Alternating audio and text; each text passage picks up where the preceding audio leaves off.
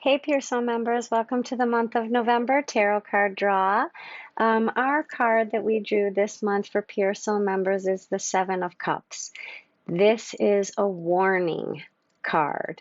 There's a few elements in the card that I'm going to point out as we get through it, but I want to just describe the card in general. So in general, this card talks about us having an initial passion, an initial ambition, an initial desire that we were inspired to move forward with this mission.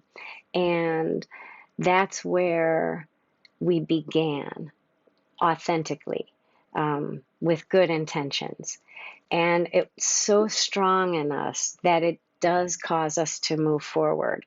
But this card warns that that amount of passion, that amount of desire, you have to be very careful with it, because if you don't channel it in the right way, it will consume you, because you'll begin to seek out the spectacular and not the authentic.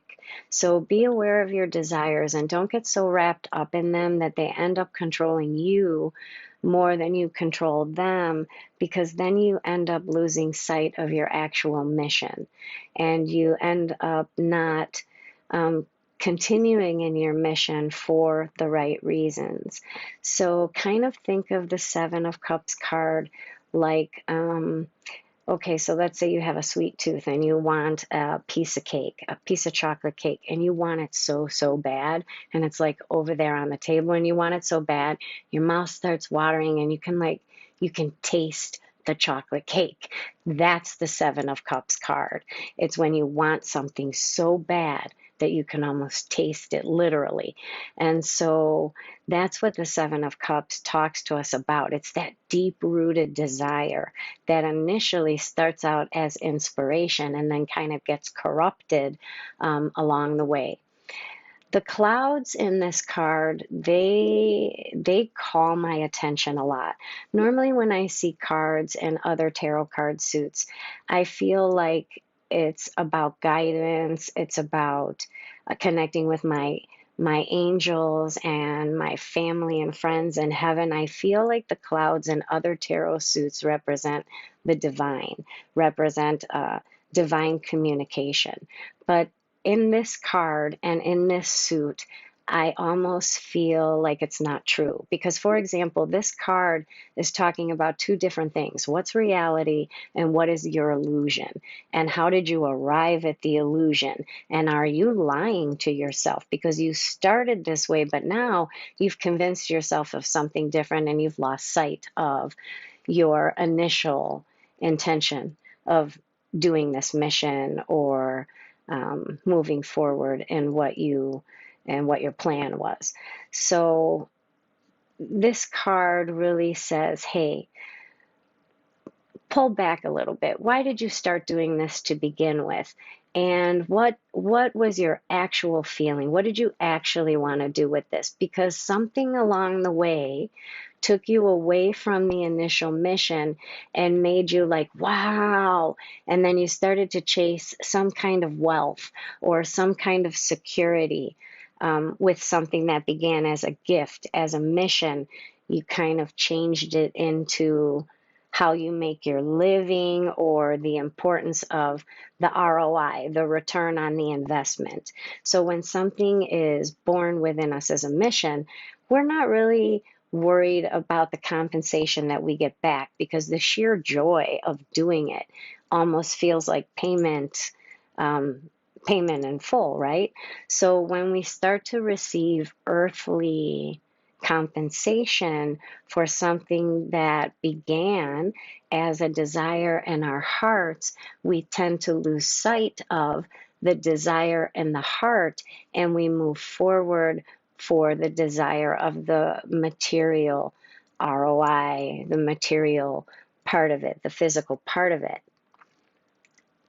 And so we start chasing things like money and sex and wealth and power, and we start to fulfill our emotional needs in a way that is toxic to our bodies and to our emotions and to our mental stability. So this card really wants you to pay attention to that and really wants you to like come back to earth a little bit, come back and reevaluate your initial intention to the result of how it's actually working out for you.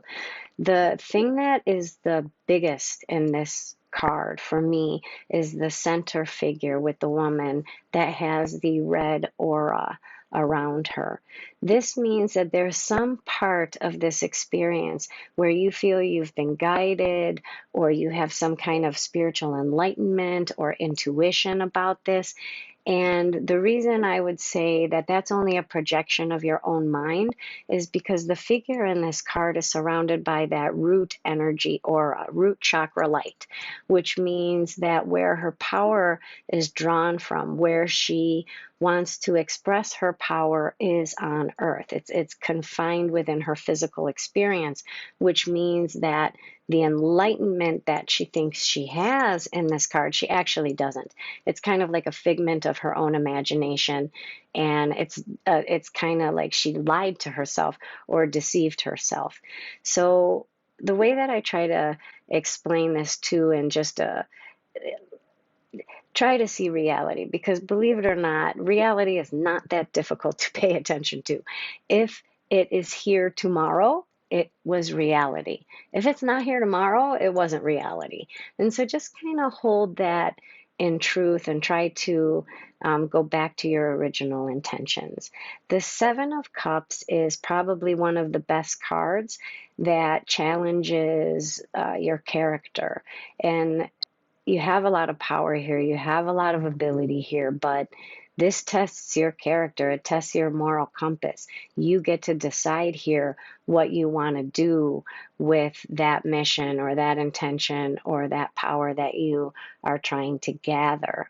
How do you want to, distribute that? How do you want to put that out to the world? So the Seven of Cups suggests also, don't make any decisions. No financial, no romantic, no educational. Like, don't make any decisions right now until you have a clear view of what you're really looking to do and what you're chasing. Because what you're looking to do, sometimes it gets convoluted and then you start chasing something. So an example of that is, so I'm a spiritualist, and in the early part of my career, I had a regular 9 to 5 jobs. I was waitressing. I was also a software engineer, so I would come and go from the home to do my work. And I always did my spiritual work on the side, but I never charged money for it because I had a good paying job as an engineer, and I really didn't think that somebody should pay me for talking to their family members in heaven. So I always did this work. And every time I had a session with somebody, I would feel this sense of fulfillment. Like, I know I was performing a service for them, but the return that I got filled me up so much inside that I knew what a good session was supposed to feel like because I could feel it in my heart. And people used to tell me all the time, Nick, you should charge for your services. You should charge for your services. And I used to say, no, if God wants me to charge, I'll charge when he says to charge. So basically, I did my spiritual work for about 23, 24 years for free and never charged anybody. Again, I did have a full-time job, so I wasn't dependent on the money, and I wasn't looking for the return of the money and to have a session. So fast forward to now. I am a spiritualist, and this is now my full-time job, and people do now pay me money to do the job. This card, one of the things that this card would ask me to do is to make sure that I am still searching for that feeling in my heart that says this is a good session, that my intention for having a session with somebody or a reading with somebody is to connect them to their friends and family in heaven, not to have a reading just because I want them to pay me. And maybe I add more and more readings just so I can get paid more and more money. If that's the case, then this card would it would alert me to that. It would tell me about that. And that is something that, thank God, I did have that full-time job, because your money doesn't matter. What matters is how I feel in the session and how you feel in the session, because I know how it's supposed to feel. I know how it's supposed to feel without the money having been the return on that investment of time with you or with my client friends. And so that's kind of an example of what they're talking about. If I stop doing this job for God, in search of the connection of spirit, but and only in the receiving of the money, then I've lost my way. And that's what this card warns of. So I hope that puts things into perspective and helps you out a little bit. I did create a worksheet for this month also, and it does focus on a couple journal reflection questions that I think are important. So one of them is, what process do you follow when you're making decisions, and how do you measure your success? How do you measure the end result? Are you seeking the return on investment for your time and for your mission in a monetary way, in a way that gives you the glory or the divinity, or are you doing it for your original intention and your original purpose? And I think that's it. I know there was another question in there, but I don't remember what it is now. But in any case, that's the Seven of Cups. So do with that what you will. And God bless and have a very happy Thanksgiving. Thanks so much for joining. Bye.